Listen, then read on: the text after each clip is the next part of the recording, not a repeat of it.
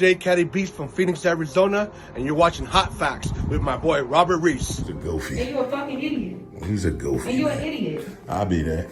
Ain't nothing you can do. You wanna go motherfucking viral? I can make you go viral. Ain't nothing you can do. Ain't nothing you can do. You fucking idiot.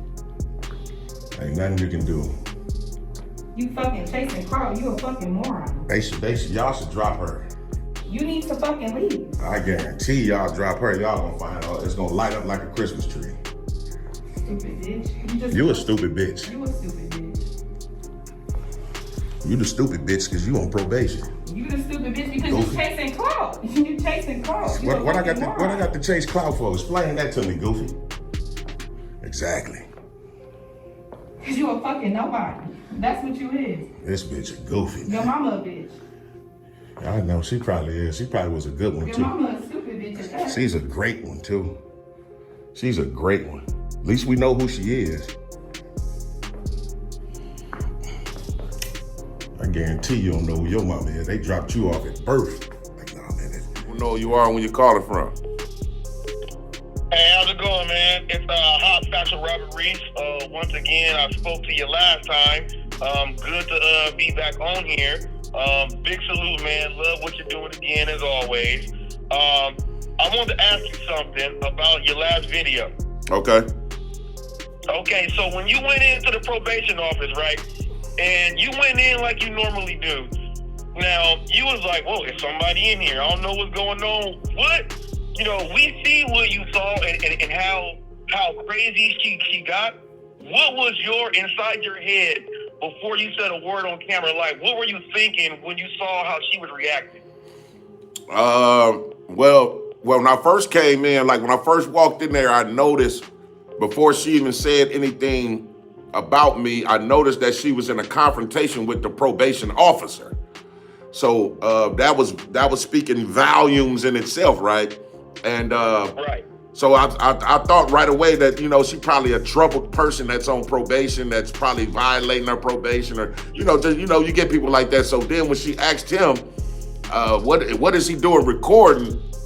I just felt like, oh man, this is finna turn into this. But then when she went to the back, I thought it was all good until she came back out. She was still on that. So I didn't really know what to think, but my first impression of her by her arguing with her probation officer and him telling her, I'm gonna take you to my office, and if you get to screaming and yelling, I'm gonna bring you back out here. I knew she was one of them type of irate people, so. Right. Now, my next thing, and I was upset with, you know how people show you videos and other channels and stuff and things like that. I was upset that somebody was like, he's dead wrong because he called her a bitch. I was like, hold up. Did you not watch the video the same thing I was watching? Right. I was like, did you not see what I saw? Mm-hmm. And then when he was like, your mama's a bitch, he was like, she's the best one. I thought that was classic right there. I thought applaud to myself. Right. I thought that was classic, but my thing with that was how she said, well, he's a TikTok talker and he's doing his thing to make a scene. I'm like, well, if you already understand that what he's doing and you've watched these videos and you know that he's using his rights, why would you still act like that and make the statement like that? She must have been going through a hard time in there and they must have been giving her the runaround because, she put all that on you. Right. So. Right. You know what? I mean, yeah, some people, man, some people seem to think that you can be disrespected. People can break in your home. People can steal your car. People can possibly even do physical harm to you, and for some reason, you're just not supposed to say or do anything. I mean, me, when I do these audits, as y'all can see, I'm always trying to be peaceful with almost anybody I come encounter with. If the gloves come off, though, naturally, if I'm gonna get some type of verbal lashing from anybody, it don't matter if she's a female, a male, or what. And you can see that through my entire auditing career. You can see it from last year to now. It don't matter who you is. You gonna give me that type of energy, we're just gonna give it back to you. So I mean, but when you get to talking to people like that, man, probably be trolls or something, man. It might even be somebody that work at the entity where we just audited. So that's why I be ignoring certain stuff. I won't even entertain it for real. Right. Well, I do give the officers there 2 thumbs up. Unlike the other officers that I normally see, you know, they heard you out all the way, and they was like, "Oh shoot, he doing that? He gonna get that form, fill it out, and then leave as soon as we leave. Okay, we out the door." And they understood that you knew, and so you know, I'm just glad that it didn't turn bad, because crazy black woman in there on probation, black auditor, and everything else. So I'm glad it didn't go bad, and you handled it right. Keep doing what you're doing, man. One love from California. Hot Facts out. Man, I appreciate you, brother. Thanks a lot.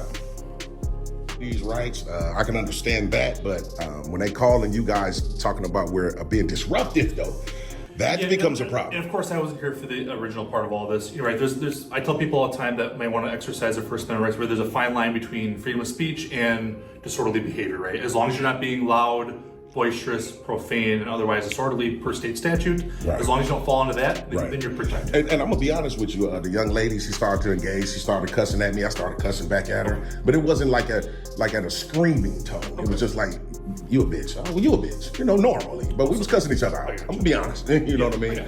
But we just gotta be very careful. I don't know if this is something that you normally do. I do. You just gotta be very careful. And there's a fine line again with the state statute, the 947.01. Okay. The 947.01, which is disorderly conduct, again, it lays out the loud, disruptive, boisterous, profane, or otherwise disorderly behavior, which that last part's kind of ambiguous, right? And the state lawmakers make it that way just in case, right, you kind of fall into something that doesn't fall into those words. Right. That's why I said, it's tight, right? You are in a lobby, but again, it's a place of business. You just gotta be very careful when it comes to those things. And I can understand that, but like I was trying to say, like it is public property, man. You know, our main thing is to exercise our rights, hoping that they don't be infringed on. We hope, wish, and pray every time. You know, not all the time, but some do. You know, officer, what's your name? 738. Appreciate that. Thanks a lot. So, that's basically it, man. I'm gonna actually fill out this public information, turn it back into her. I'll be good to go. Now, book on out of here once you guys leave. I'm out good. For sure. Absolutely. All right. Okay. All right. Thanks a lot. You too. If you need something, give us a call. All righty.